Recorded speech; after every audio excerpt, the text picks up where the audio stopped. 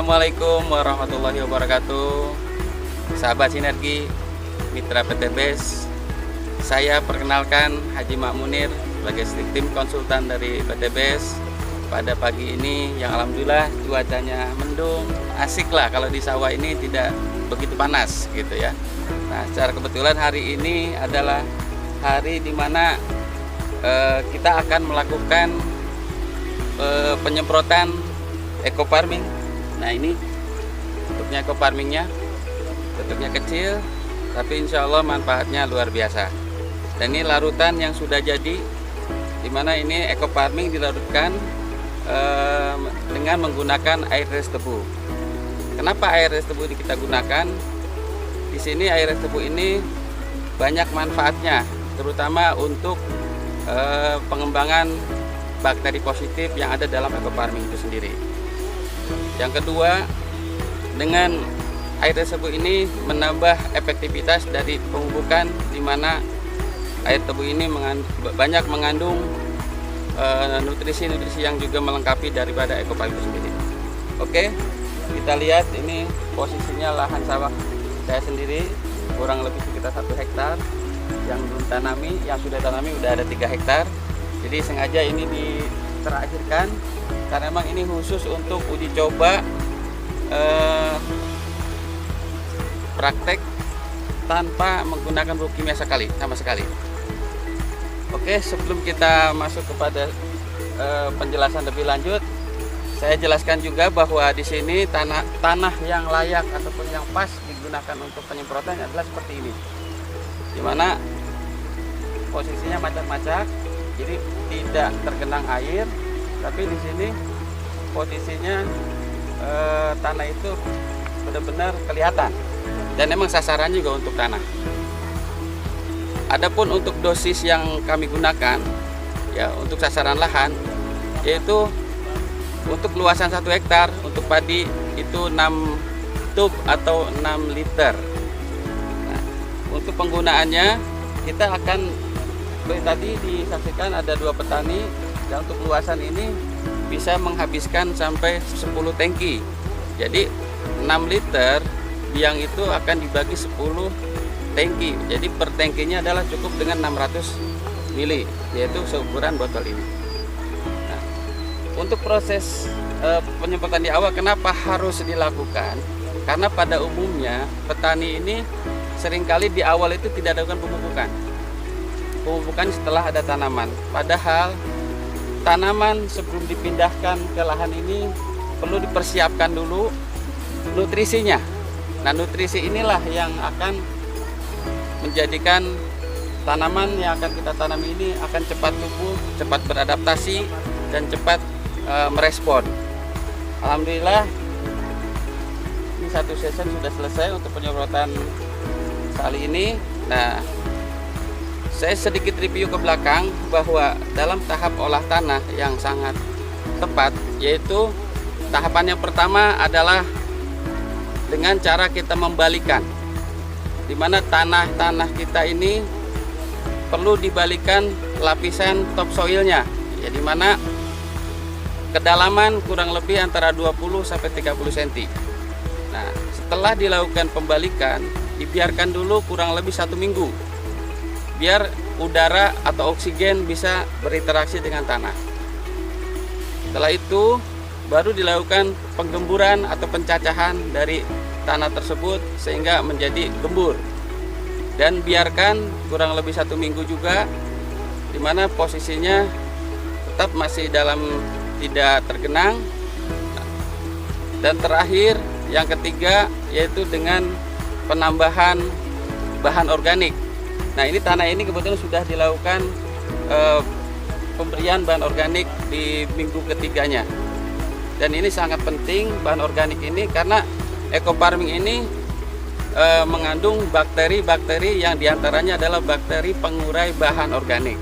Nah, bahan organik ini sebagai nutrisi yang alami yang nantinya akan diproses ulang oleh bakteri-bakteri yang ada dalam eco farming ini. Dan yang terakhir adalah setelah pemberian organik, biasanya petani dilakukan pengapuran, tapi di sini tidak dilakukan karena di sini sudah ada mengandung unsur dolomit ataupun magnesium dan kalsiumnya. Dan terakhir adalah setelah kita lakukan bahan organik, yaitu dengan sistem kita pelumpuran, dan pelumpuran ini sampai kurang lebih 1 minggu, dan 1 minggu kemudian kita biarkan air itu dikeluarkan atau dialirkan sehingga tanah itu akan keluar bunga-bunga cacing yang seperti kita saksikan bersama. Nah, bunga cacing ini menunjukkan bahwa tanah ini sudah siap untuk ditanami. Oke, itu saja barangkali berkaitan dengan tata cara pengolahan tanah yang baik atau yang sempurna, di mana olah tanah ini sangat menentukan kedepannya berkaitan dengan tanaman yang akan tumbuh di atasnya. Tentunya di sini selain olah tanah, pemberian pupuk dasar itu juga lebih penting. Pupuk dasar dengan menggunakan ekofarming ini, insya Allah secara bertahap, selain pH itu menjadi normal, juga tanah akan menjadi subur. Untuk aplikasi tahap kedua, di mana aplikasi tahap kedua ini posisi tanaman sudah berumur 14 hari.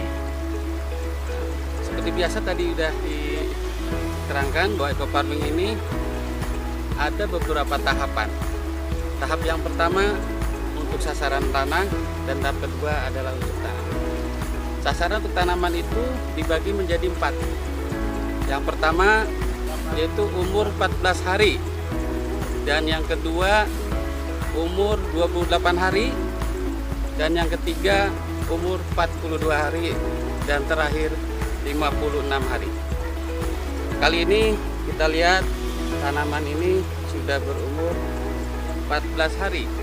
Jadi pada saat ini saat yang tepat untuk dilakukan penyemprotan ekofarming.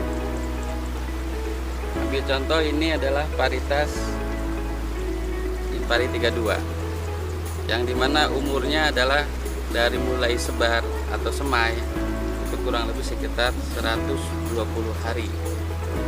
Nah, kita tahu bahwa siklus tanaman padi itu dari mulai semai sampai panen itu 120 hari, dimana itu dibagi menjadi dua tahapan atau fase. Fase yang pertama adalah fase vegetatif, dan yang kedua adalah fase generatif. Nah, fase vegetatif ini adalah fase di mana tanaman padi itu akan berkembang mulai dari satu batang ketika ditanam sampai terus berkembang sampai puncaknya di mana nanti akan tertutup rapat. Nah, waktu vegetatif ini dibatasi umurnya biasanya separuh dari umur tanaman itu sendiri. Jadi kalau misalnya tanaman itu berumur 120 hari, berarti umur vegetatifnya itu dimulai dari angka 1 sampai 60 hari dihitung dari semai. Nah, untuk tahapan penggunaan ekofarming, di mana fase vegetatif itu diantaranya pada umur 14 hari dan umur 28 hari dan 42 hari dari tanam. Kalau kita hitung mundur, nah, kalau misalnya semaian itu adalah umur yang ditanam misalnya umur 25 hari, ketika umur 60 tinggal ditambahkan 35. Jadi hitungannya bahwa untuk masa vegetatif ini kalau kita hitung dari tanam, 2 aplikasi yang mungkin bisa dilakukan, yaitu umur 14 hari dan 28 hari. Di sini adalah puncaknya masa vegetatif, di mana tanaman akan tumbuh berkembang, jumlah anakan makin banyak. Ini pada umur 14 hari ini anakan masih sedikit, ya kurang lebih sekitar ada 6.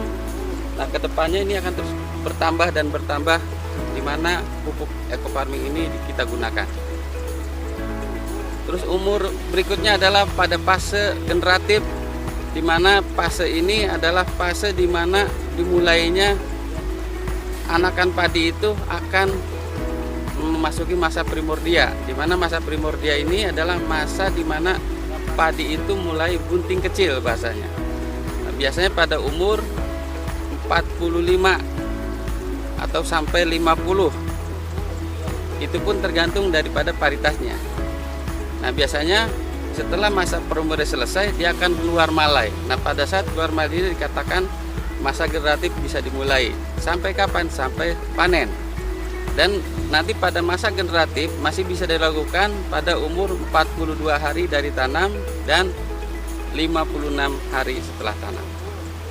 Insya Allah dengan pemupukan ekofarming yang 4 kali dilakukan untuk tanaman, itu akan membantu proses perkembangan anakan menjadi lebih banyak, dan pada akhirnya akan menjadikan tanaman itu menjadi produktif. Pengalaman sebelumnya di musim tanam yang lalu, alhamdulillah saya pada saat itu juga menanam Inpari 32 pada umur maksimal dikatakan pada saat vegetatif itu mencapai 55 sampai 60 batang per rumpun.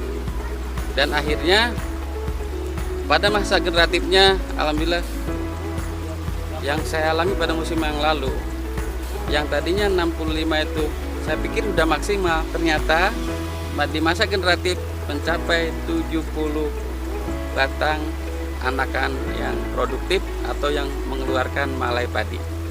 Dan disitulah titik akhirnya dari pertanaman padi, di mana ketika keluar malai, pengisian bulir, pengisian malai menjadi padi yang sempurna, yang kokoh, terus mengkristal, itu akan lebih baik, dan itu menjadikan tingkat kematangan dan kemasakan daripada bulir padi.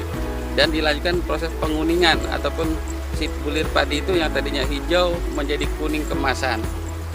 Dan ketika terakhir kita masa generatif, di mana padi tersebut sudah pengisian maksimal, terus proses daun bendera yang sesungguhnya itu sebagai indikator bahwa tanaman padi akan mengisi akan maksimal apabila daun benderanya itu tetap sehat, masih hijau. Dan itu sudah kami alami di musim yang lalu. Mudah-mudahan di musim yang sekarang dengan cuaca yang cukup baik ini akan tetap maksimal. Salam ekofarming, lahan subur, petani makmur. Assalamualaikum warahmatullahi wabarakatuh.